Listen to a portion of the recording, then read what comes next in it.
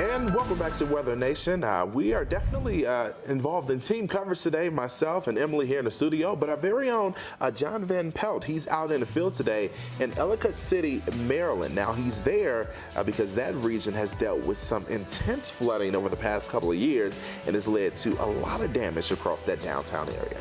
Yeah, we're getting the latest on how that area is recovering, the effects that people in the area might still be feeling from that devastating event really last year and in years prior. Yeah, exactly. So now we want to turn it over to our very own John Van Pelt. Good day to you, sir. And again, let us know, how is that region still recovering after all of the devastating flooding events that they've dealt with?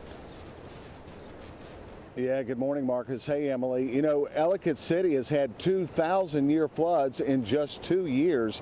In 2016, the downtown area, the historic downtown area behind me, was devastated by the first one. And then just as they had gotten everything back like it used to be, we had that flood in Memorial Day weekend here that brought another 6 inches of rain into the Baltimore area that caused another 1,000-year flood here in Ellicott City. Now, they are getting a lot done. The roads, for the most part, are fixed. Ellicott Springs Road had a giant cut in it, and it's the main thoroughfare to get to downtown, so it's still cut, but the businesses are building back, and going up and down the road you can see signs of progress here. You know, outside of us, Baltimore here, just a few miles away, they've had over 20 inches of rain in the last 90 days. Parts of the Northeast have had 2 to 3 times their normal rain in the last 90 days, guys. So there's been, as we know, massive flooding, and that's what we'll be talking about for the next couple of days. And you know, that flooding has really been a big issue for them. Have you had a chance to speak with any of the local business folks to talk about, you know, what type of effort it has taken for them to open back up or to really get things back in order after dealing with back-to-back years or multiple years of just these devastating flooding events? Yeah, Marcus, I was in a restaurant yesterday, and a lot of the locals were talking about how hard this has been on them. That restaurant, luckily, had not been affected directly by the flood, but it was impacted by the fact that people just couldn't come down here. So they were out of business for a couple of weeks this time. Some of the residents were out the last time for 4 or 5 months, and still behind me, the residential units are still closed, and there are plywood doors, as you can see in our pictures, all over this part of downtown still. So it's going to be a while before they're back to normal. Yeah, have you been able to speak with anyone on how long they think it's going to take for things to get totally back to normal? You mentioned the plywood on some of those doors. We saw some on some of the windows still, so looks like they still have a little bit of work to do. Yeah, Emily, some of these places are going to be a couple of months getting back to total normal. It is great to walk down the street and see those open signs, and they're beckoning people to come back to this part of Ellicott City because obviously they need the revenue, and they want everybody to know that they're on the mend and things will be back normal soon.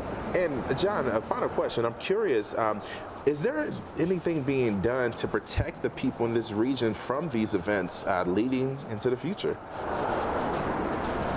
You know, I'm standing on the bridge that goes over the Patapsco River. It's not so much the problem. Now, it has come out of its banks, but it's not what flooded downtown. It's the Little Tiber. There's a creek that fills up, and when you get 6 inches of rain in a couple of hours, there's not much they can do about it. But they've been working on a plan for several years now, since 2016, even before, to mitigate this flooding. But it is a giant project, and it will take many years for it to be totally complete.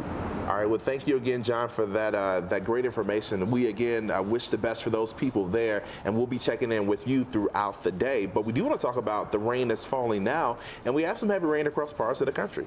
Yeah, some of us dealing with flooding concerns as we move throughout your Thursday. So again, that's something that we are going to be keeping a close eye on here as we move through the day, putting our radar into motion.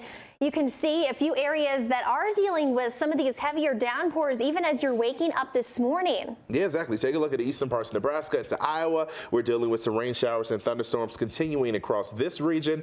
But as we look at a few other areas across the Southwest, we're noticing some wet weather out there, even into northern Texas, and more rain out east. Yeah, Amarillo picking up on a few scattered storms, a little monsoonal moisture out into western Arizona. But this batch of rain here, that's what we're concerned with as far as our flooding goes.